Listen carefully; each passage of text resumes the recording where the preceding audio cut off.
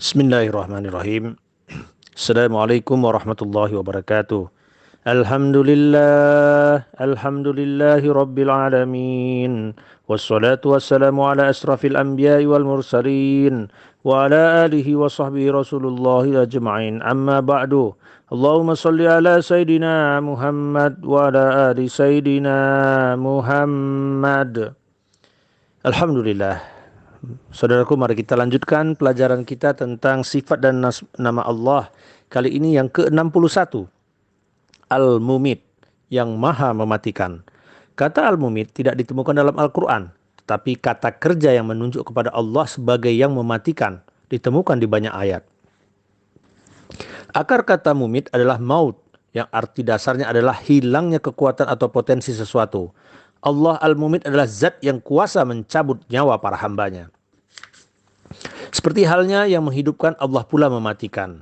Quran surat An-Nazm ayat 43-44 artinya, dan sesungguhnya dia menjadikan manusia tertawa dan menjadikan mereka menangis, dan sesungguhnya dialah yang mematikan dan menghidupkan. Imam Khattabi mengatakan Allah memuji dirinya sebagai Tuhan yang bisa mematikan, sekaligus memberitahukan bahwa kebaikan dan keburukan, manfaat dan bahaya itu bersumber darinya. Tak ada sekutu baginya. Dia bersifat abadi dan berhak menentukan kematian bagi hamba-hambanya. Kematian adalah akhir dari kehidupan dunia.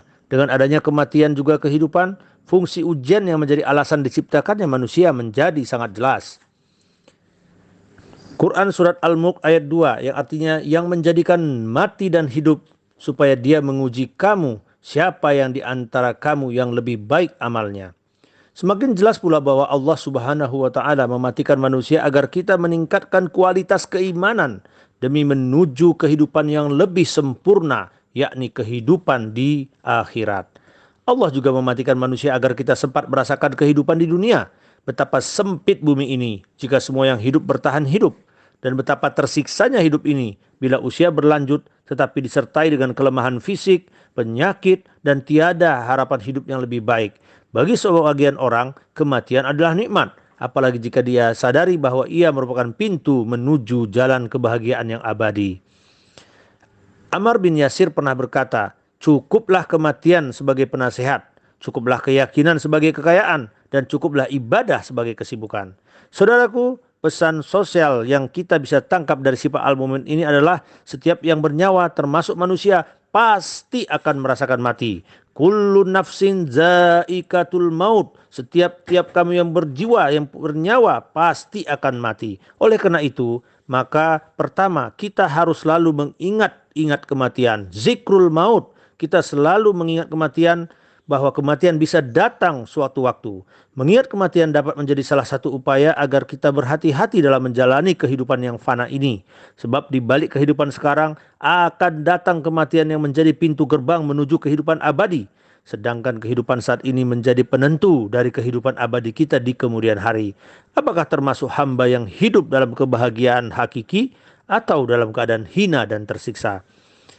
Pesan yang kedua adalah pesan untuk tidak untuk selalu memupus semangat untuk maju dan berkembang dan optimisme.